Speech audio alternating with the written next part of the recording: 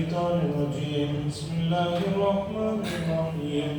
وقالوا إن نتبع الهدى معك نتخطف من أرضنا أولم نمكن لهم حرما آمنا يجبى إليه ثمرات كل شيء رزقا من لدنا ولكن أكثرهم لا يعلمون. وكم أهلكنا من قرية بطرت معيشتها فتلك مساكنهم لم تسكن من بعدهم إلا قليلا وكنا نحن الوارثين. وما كان ربك مهلك القرى حتى يبعث في أمها رسولا يتلو عليهم آياتنا وما كنا مهلك القرى إلا وأهلها ظالمون. وما أوتيتم من شيء فمتاع الحياة الدنيا وزينتها وما عند الله خير وأبقى أفلا تعقلون. حضرات، اس سے پہلے کی آیت میں اللہ تبارک و تعالیٰ نے رسول اللہ صلی اللہ علیہ وسلم کو تسلی دی اور یہ بات بتائی کہ آپ چاہتے ہیں کہ پورے کے پورے لوگ ایمان میں آ جائیں اور کوئی بھی نافرمان نہ رہے. اللہ نے بتایا آپ کا کام اتنا ہے کہ حق بات لوگوں تک پہنچا دینا ہے. کوئی آتا ہے ایمان میں نہیں آتا ہے وہ آپ کی ذمہ داری نہیں ہے. وہ ہماری طرف سے جو ہے اس کے اندر اگر تڑپ ہوتی ہے تو ہم اسے ہدایت عطا فرماتے ہیں. ایک آدمی ایک طرف بڑھتا ہے تو دوسری طرف سے بھی معاملہ ہوتا ہے، لیکن ایک آدمی اپنے اختیار سے آگے آ ہی نہیں رہا ہے تو آپ کیا کریں؟ کہیں گے کہ بھی میں نے تو بہت کچھ کیا، نہیں مان رہا، تو ہم اسے اس کی ذاتی اور فطری صلاحیتوں کو برباد کرنے کے نقصان میں اسے اور ڈھیل دے دیتے ہیں اور وہ برباد ہو کر تباہ ہو جاتا ہے. اب سنیے، مکے والوں نے کہا کہ بھئی ہم تو چاہتے ہیں ایمان لا لیں، لیکن ہمیں ڈر ہے کہ اگر ہم نے ایمان قبول کر لیا اور آپ کے ہاتھ پر اپنے آپ کو دے دیا تو مکے کے اطراف میں جو قبائل ہیں، جو دوسرے علاقے ہیں، وہ لوگ ہمیں اچک کر لے جائیں گے اور ہم پر حملہ کر دیں گے کہ تم نے ایمان کیوں قبول کیا. ایک آدمی کو ایک عذر ہونا چاہیے، تو یہ عذر بیان کریں کہ اے محمد صلی اللہ علیہ وسلم، ہم لوگ اس لیے ایمان نہیں لا رہے کہ ایمان لائے تو باہر کے جو قبیلے کے دوسرے قبائل ہیں مکے کے اطراف میں، وہ ہمیں ہمارے اوپر چڑھائی کریں گے، نقصان کریں گے، ہمیں برباد کر دیں گے، اس لیے ہم بت پرستی نہیں چھوڑ سکتے، ایمان میں نہیں آ سکتے. اللہ نے اس کا جواب دیا کہ کتنا بڑا جھوٹ ہے یہ. تم یہ کیوں نہیں دیکھتے کہ ہم نے تمہیں محترم جگہ میں رکھا ہے، ہم نے حرم میں جو تمہیں رکھا ہے اس کا اتنا بڑا فائدہ ہے کہ اطراف میں تو جنگیں ہوتی رہتی ہیں لیکن حدود حرم میں کبھی کوئی مسئلہ نہیں پیش آتا. باہر کے لوگ چاہے کچھ بھی ہوں، ان کی ہمت نہیں ہے کہ وہ حرم کے اندر کسی آدمی پر یا کسی پر حملہ کرنا. اتنا تو ہم نے تمہیں امن دے رکھا ہے اور تم یہ کہہ رہے ہو کہ ہم ایمان لا لیے تو باہر والے ہم پر آ کر حملہ کرتے ہیں. اطراف میں تو ہمیشہ جنگیں چل رہی ہیں، ہمیشہ ہنگامہ ہو رہا ہے، لیکن مکے میں رہنے والوں کو کوئی بھی آدمی جو ہے ٹچ نہیں کرتا. حتیٰ کہ لوگ مکے سے نکل کر 2,000 کلومیٹر دور سفر ملک شام جاتے تھے، ملک یمن جاتے تھے، کسی کی ہمت نہیں تھی راستوں میں ان لوگوں کو لوٹنے کی. وہ سمجھتے تھے کہ بھی مکے کے لوگ ہیں، حرم کے واسی ہیں، حرم کے رہنے والے ہیں، اللہ کے علاقے کے لوگ ہیں، سب ڈر رہے ہیں. ہم نے تم نے ایسا پرامن جو ہے مقام عطا کیا، اور دوسری بات یہ ہے کہ ہم نے تمہارے اس شہر کی طرف ہر قسم کے پھلوں کو، ہر قسم کے فائدوں کو کھینچ کر لے آئے۔ اتنا کچھ تو کیا ہے، لیکن تم لوگ پھر بھی یہ لنگڑا عذر پیش کرے۔ اللہ نے فرمایا وقالوا، اور یہ لوگ کہتے ہیں ان نتبع الہدى معك نتخطف من ارضنا، اگر ہم نے آپ کے ساتھ ہدایت کی اتباع کی تو ہمیں اچک لیا جائے گا ہماری زمین سے، یعنی ہم پر حملہ ہو جائے گا۔ اولم نمکن لهم حرما آمنا، کیا ہم نے تمہیں محترم اور پرامن جگہ میں پناہ نہیں دے رکھی ہے؟ یجبا الیہ ثمرات کل شیء، کہ جس کی طرف ہر چیز کے فوائد، ہر چیز کے پھل جو ہے کھنچتے ہوئے چلے آتے ہیں، اور یہ پاکیزہ رزق ہے جو ہماری طرف سے تمہیں دیا گیا ہے، اور لیکن ان میں سے اکثر ہیں جو اس چیز کو جانتے ہیں۔ قرآن نے کہا یجبا، یجبا کے معنی کھینچے چلے آنا، ثمرات کل شیء، ہر چیز کے جو ہے فوائد جو ہے مکے کی طرف کھینچے چلے آتے ہیں۔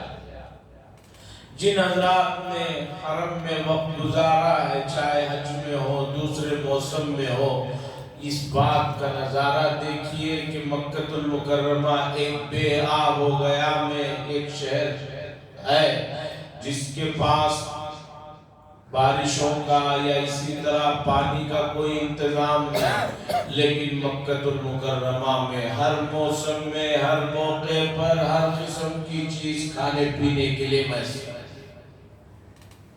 اتنا بڑا مجمع آ جاتا ہے حج کے موسم میں، دوسرے موسموں میں کبھی کھانے کی قلت نہیں، بہت بڑا مجمع ہوتا ہے۔ 22-25 لاکھ کا جو مجمع ہوتا ہے وہ بڑا مجمع ہے۔ مینا، عرفات، مزدلفہ میں رہتے ہیں، ایک سے ایک اعلیٰ درجے کے کھانے میسر ہیں، حتیٰ کہ جو تقسیم کی جانے والی لسیاں ہیں، دہی ہیں، جوس ہیں، اس درجے کی چیزیں جو ہے آپ کو دوسری جگہ نہیں ملیں گی۔ اور مجھے چائنا اور دوسرے بعض مشہور ملکوں کی کمپنیوں میں بڑے پوسٹوں پر کام کرنے والوں نے بتایا کہ ہم اپنی کوئی بھی چیز پوری دنیا میں اگر پھیلانا ہے تو سب سے پہلے اس چیز کو بنانے کے بعد ہم مکے اور مدینے کے بازار میں لا لیتے ہیں، اس لیے کہ یہاں آنے کے بعد وہ چیز پوری دنیا میں خود بخود آٹومیٹک پہنچ جائے۔ سب سے پہلی چیز ہماری جو بھی مصنوعات ہوتی ہے اسے ہم مکے اور مدینے کے بازار میں لا لیتے ہیں، اور یہاں چیز آتی ہے، اور ہر موسم میں ہر ملک کا آدمی آتا ہے، وہ چیز لیتا ہے، لے کر اپنے علاقے میں جاتا ہے، تو خود بخود سمجھیے کہ اس کی تشہیر ہو جاتی ہے۔ پوری دنیا کی کمپنیاں والے اپنی مصنوعات کو، کوئی سی بھی گھڑی ہو، دوسری تیسری چیزیں ہوں، وہ آپ کو مکہ المکرمہ کے بازار میں میسر ہے۔ اعلیٰ سے اعلیٰ چیزیں بھی اور چھوٹے درجے کی چیزیں بھی آپ کو آسانی کے ساتھ مل جاتی ہیں، جبکہ وہی چیزیں بعض مرتبہ بڑے بڑے شہروں میں نہیں ملتی۔ میرا لمبا عرصہ وہاں رہنا ہوا، تجربہ ہوا۔ ایک میرے دوست آئے حج پر، درزی ہے وہ کہنے لگے کہ مجھے جو ہے قینچی خریدنا ہے۔ میں نے کہا کہ بھی مکے آئے ہو، قینچی خریدنا ہے، یہ کون سا بڑا؟ انہوں نے کہا کہ نارمل قینچی نہیں، جرمنی کی قینچیاں ہوتی ہیں، کپڑا اور ہر قسم کی، مجھے اسی کمپنی کی جو ہے جرمنی کی جو ہے قینچی خریدنی ہے۔ میں نے کہا مجھے چونکہ اب تک کبھی واسطہ نہیں پڑا تھا، تو میں نے کہا چلو تلاش کرتے ہیں، مل ہی جائے۔ تو مکہ المکرمہ میں ایک جگہ اس کمپنی کی جو ہے برانچ تھی، وہاں گیا تو میں نے خود بھی پہلی مرتبہ دیکھا کہ کتنی قسم کی قینچیاں ہیں اور کتنی قیمتی. انہوں نے قینچی لی، اس زمانے میں 120 ریال کی تھی وہ. میں نے کہا کہ بھئی انڈیا میں 200-300 روپیوں کو اس زمانے میں آج سے 25 سال پہلے اچھی قینچی مل جاتی ہے. انہوں نے کہا کہ وہ 200-300 کی قینچیاں ہر 6 مہینے میں اسے کچھ نہ کچھ کام کرنا پڑتا ہے یا اس کی اتنی ویلیو ہوتی ہے. یہ قینچی کی خوبی ہے کہ سالوں تک کبھی کچھ نہیں ہوتی. اور دوسری بات یہ ہے کہ سنگل ایک باریک سا تاغا بھی صرف کاٹنا چاہے تو کٹ سکتا ہے. ہم کپڑے کاٹنے والے اس کی اہمیت کو جانتے ہیں. اب آپ بتائیے کوئی آدمی یہاں جرمنی کی قینچی خریدنا چاہے. آج تو خیر یہ آ گیا ہے کہ بھئی آن لائن کا قصہ ہے، جب آن لائن نہیں تھا تو خریدنا چاہے اس درجے کی، تو انہوں نے کہا کہ وہ بنگلور کے تھے، مجھے وہاں نہیں ملی، اس لیے میں یہاں اسے تلاش کر کے لے کر جانا چاہتا. جب انہوں نے اتنے اس کے بارے میں بتایا تو میں نے کہا کہ چلو بھی ایک چھوٹی قینچی ہم بھی جو ہے مونچھیں وغیرہ کاٹنے کے لیے لے لیتے ہیں. تو تقریباً 25 سال ہو گئے. اس زمانے کے تقریباً وہ 800-900 روپیوں کی تھی. میں نے بھی ایک قینچی لی. آج 25 سال ہو گیا، الحمدللہ ابھی بھی اس کے اندر کوئی مسئلہ نہیں پیش آیا. تو خلاصہ میں بتانا یہ چاہتا ہوں، یجبا الیہ ثمرات کل شیء. اللہ کہہ رہے ہیں مکے والو، ہم تمہارے پاس ہر چیز کے فائدوں کو، ہر قسم کے پھلوں کو کھینچ کر لے آ رہے ہیں.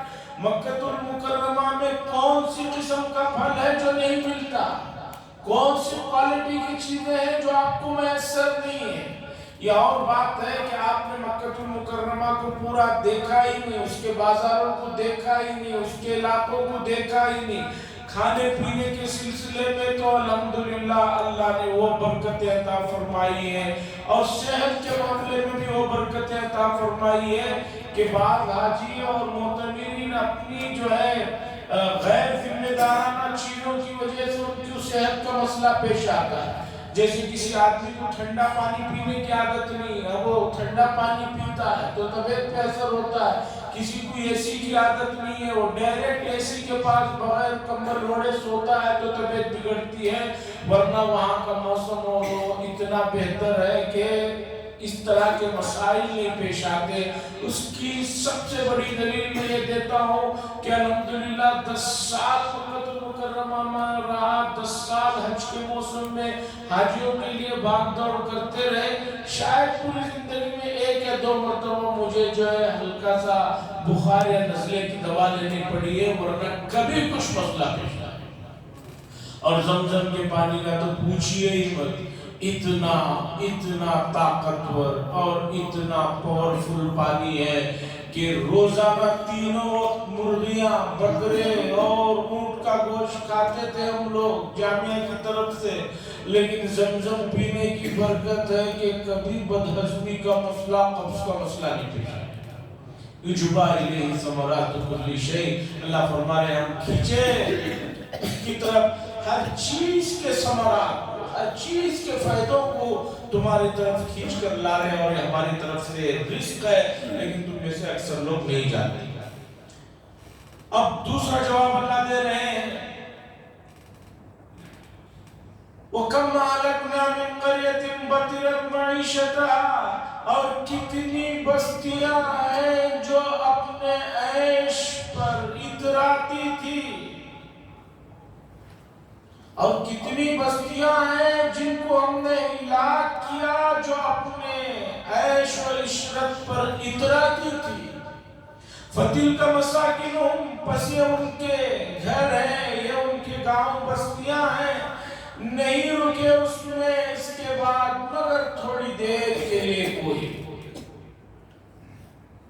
مکہ المکرمہ کے لوگ ملک شام جاتے ہوئے مدین صالح پر سے گزرتے تھے تو وہاں قوم عاد، ثمود، صالح علیہ السلام کی قوم، ان سب لوگوں کی بستیاں ویران کھنڈروں میں پڑے ہوئے ہیں.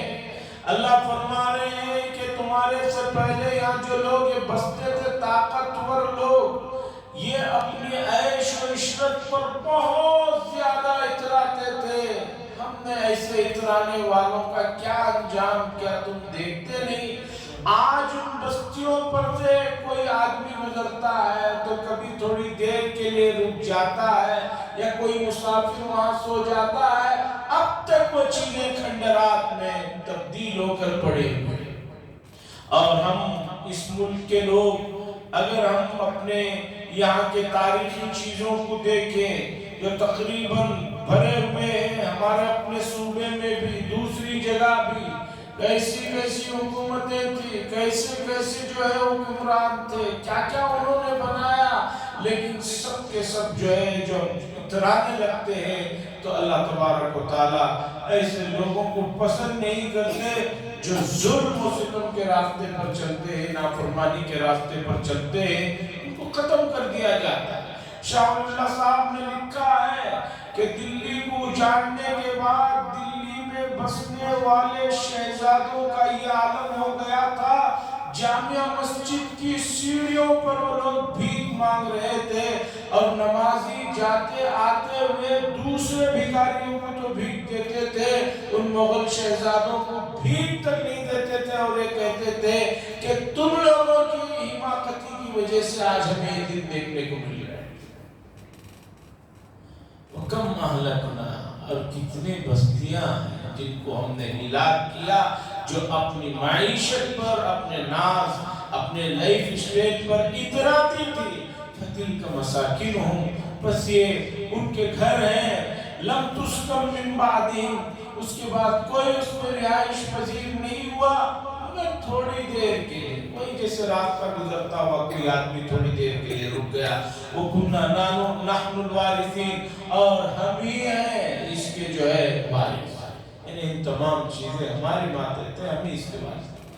اس کے بعد اللہ تعالیٰ آگے بات بتا رہے ہیں. مکے کے لوگ کہتے ہیں کہ بھی اگر ہم نافرمان ہیں تو کیوں ہم پر عذاب نہیں آتا؟ جیسے پچھلی قوموں پر عذاب آیا، ہم پر کیوں عذاب نہیں آتا؟ ہمیں بھی کیوں نہیں ہلاک کر دیا جاتا؟ اللہ تعالیٰ اس کا جواب دے رہے ہیں کہ آپ کا رب ظالم نہیں ہے کہ کسی بستی والوں کو ہلاک کر ڈالے، تباہ و برباد کر ڈالے. جب تک کہ اللہ تعالیٰ اس علاقے کے مرکزی حیثیت کے حامل علاقے میں رسول کو نہ بھیجے اور وہ رسول آ کر بار بار اللہ کی بات نہ سنا دے، تب تک اللہ کسی کو ہلاک نہیں کرتا.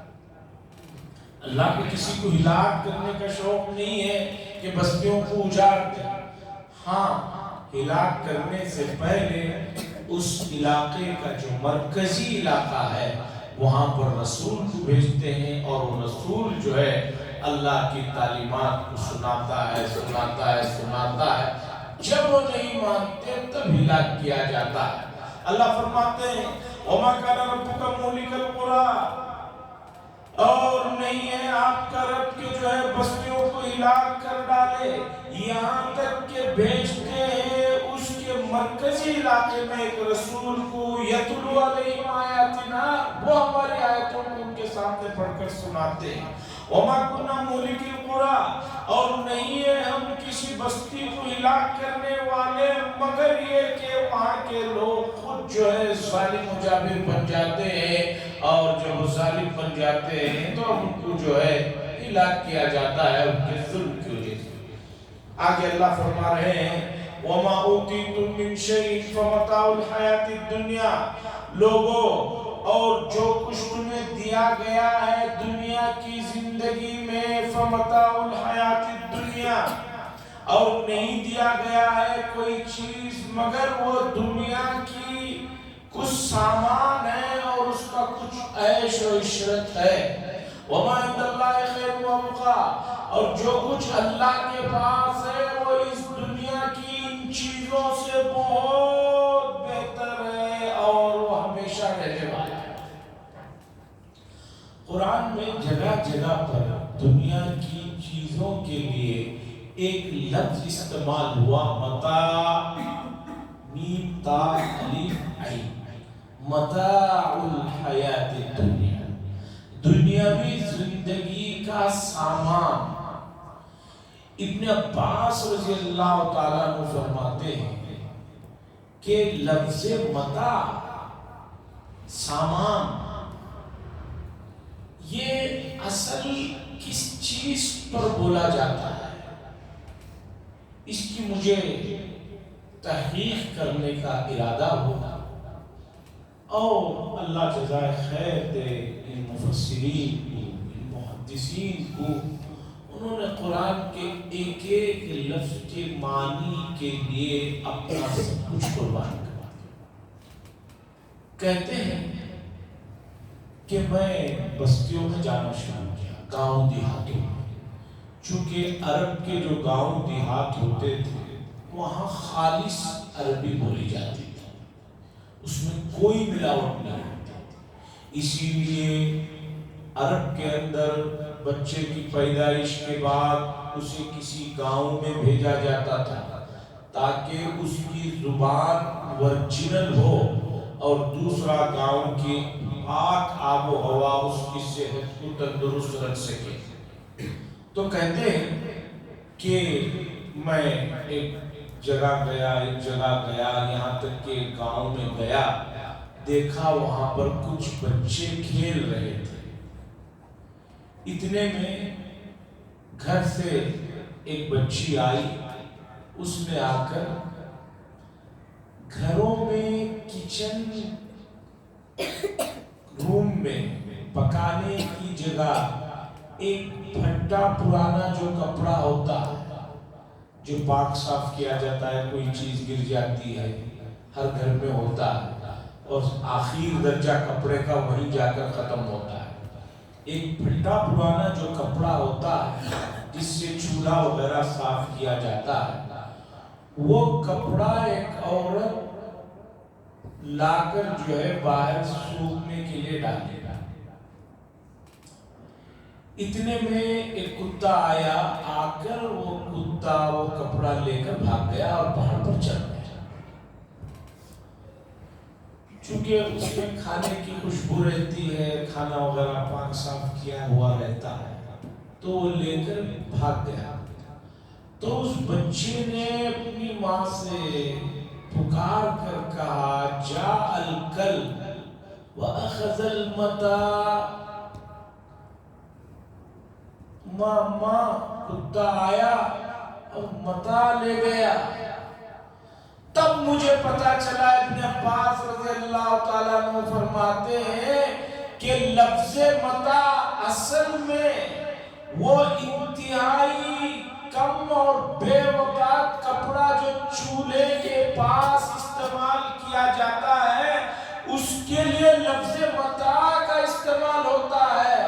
تو اب آیت کو سمجھیے کہ یہ دنیا میں جو کچھ ہے جو ہمارے لیے بہت خوبصورت، بہت بڑا، اور جس کی حسرت میں لوگ خودکشیاں کر رہے ہیں، جانے دے رہے ہیں، دھوکے دے رہے ہیں، دراصل یہ پوری دنیا کی چیزوں کی حیثیت اللہ فرما رہے ہیں متاع، گھر میں چولہے خانے میں استعمال ہونے والا وہ ایک بوسیدہ کپڑا ہے، اسے متاع کہا جاتا ہے۔ دنیا کی سب چیزیں اس درجے کی ہیں، اس لیے اللہ فرما رہے ہیں وَمَا أُوتِيتُم مِّن شَيْءٍ فَمَتَاعُ الْحَيَاةِ الدُّنْيَا وَزِينَتُهَا، جو کچھ تمہیں دنیا کا ساز و سامان، جو کچھ تمہیں دنیا کی چیزیں دی گئی ہیں، یہ دنیاوی زندگی کا سامان ہے، متاع ہے، وَزِينَتُهَا، اور اسی کی جو ہے کچھ سجاوٹیں ہیں۔ تو لفظ متاع جہاں بھی قرآن میں استعمال ہوا ہے، اس کا مفہوم سمجھیے کہ اصل میں متاع کہتے ہیں چولہے میں، خانے میں استعمال ہونے والے اس بوسیدہ پھینکنے والے کپڑے کو جو ہر چند دن میں پھینک کر دوسرا پھٹا پرانا کپڑا رکھ لیا جاتا ہے۔ اللہ فرماتے ہو وَعِندَ اللَّهِ خَيْرٌ وَأَبْقَىٰ، اور جو کچھ اللہ کے پاس ہے وہ زیادہ بہتر ہے، وہ ابقا، اور سب سے بڑی بات یہ ہے وہ ہمیشہ رہنے والا ہے۔ ہم کوئی بھی چیز لیتے ہیں تو پوچھتے ہیں گارنٹی کتنی ہے؟ بعض لوگ بہت اچھا کہتے ہیں ہمارے دکان سے نکلنے تک گارنٹی ہے، دکان سے نکلنے کے بعد کوئی گارنٹی نہیں۔ چیز لے کر آپ دکان سے نکلیں कोई गारंटी नहीं। जब के पास चीजों की लंबी गारंटी होती है 25 साल। मैंने सऊदी में अपने उस्ताद से पूछा कि इतनी महंगी कार जो बड़े लोगों के पास होती है, इसकी कोई खूबी तो बताओ, ऐसी खूबी बताओ जो हम समझ सकें। उन्होंने एक मशहूर कंपनी की कार का नाम लेकर बताया कि इसकी खूबी ये है कि 25 साल तक गारंटी देते हैं कि सामने का बोनेट आपको खोलने की नौबत नहीं है। आप इस्तेमाल करते रहे, पेट्रोल डालें, इस्तेमाल करते रहे, 25 साल तक आपको सामने का बोनेट खोलने की जरूरत नहीं पेश आएगी, यानी कोई इसमें खराबी नहीं आएगी। अगर आ गई तो जो है आप वही जहां खराब हुई है खड़ा कीजिए, कंपनी वालों को फोन कर दीजिए, वो आकर जो है उसका जो है जो भी है। मैंने पूछा ये तो कोई बात नहीं, खराब तो होने का इम्कान है। मैंने कहा कोई और खूबी बताइए। तो उन्होंने बताया इसकी खूबी ये है कि आपका नाम इस गाड़ी के एक एक नेट पर, अगर वो जो ये होते हैं उस पर सब पर लिख दिया जाता है। मैंने कहा फिर तो बेच भी नहीं सकते कि भी अब दूसरा आदमी लेते हुए कहेगा कि भी नाम तो आपका लिखा हुआ है हर बोनेट पर, हर इस पर उस पर। तो बहरहाल वो अब का अल्लाह के पास जो चीजें हैं वो हमेशा कायम रहने वाले हैं। दुनिया की कोई चीज की भी गारंटी नहीं है। 5 साल, 2 साल, 4 साल, 6 साल, 10 साल, 20 साल। और दुनिया की चीजों की सबसे बुराई ये है कि ये खत्म होने वाली है, और अल्लाह के पास जो चीजें हैं उसकी सबसे बड़ी और एक खूबी ये है कि वो कभी खत्म होने वाली नहीं है। यहाँ तक कि जन्नत में जन्नतियों को जिस उम्र का बनाकर डाला जाएगा, जिंदगी भर वो उसी एज में रहेंगे। 33 साल का एक दरमियानी जो उम्र कहलाती है या नौजवानी की अहम उम्र होती है, हर आदमी को जन्नत में जब डाला जाएगा, चाहे वो इस दुनिया में बूढ़ा गया हो, उसे 33 साल का एक बहुत ही खूबसूरत हैंडसम बनाकर उसमें रखा जाएगा। और कमाल ये कि एक जिंदगी भर वो उसी हाल में रहेगा। ऐसा नहीं कि 33 के बाद जो है फिर वो वहां डलना शुरू हो जाए, फिर वही घुटनों का दर्द है, इसका दर्द है, कोई मसला नहीं रहेगा। हुजूर सल्लल्लाहु अलैहि वसल्लम के पास कोई सहाबी या सहाबी आई, कहने लगी ये दुआ फरमा दीजिए मुझे अल्लाह जन्नत में दाखिल फरमाए। अल्लाह के नबी सल्लल्लाहु अलैहि वसल्लम कभी कभी मिजाह भी फरमाते थे। आपने फरमाया बूढ़ों को जन्नत में नहीं दाखिल किया जाएगा। अब वो रोने लगी कि अल्लाह के नबी ने कह दिया तो अब क्या हो गया। हुजूर सल्लल्लाहु अलैहि वसल्लम ने फरमाया बूढ़ों को नहीं डाला जाएगा, मतलब ये है कि बुढ़ापे की हालत में नहीं डाला जाएगा, बल्कि उनको जवान बनाकर डाला जाएगा।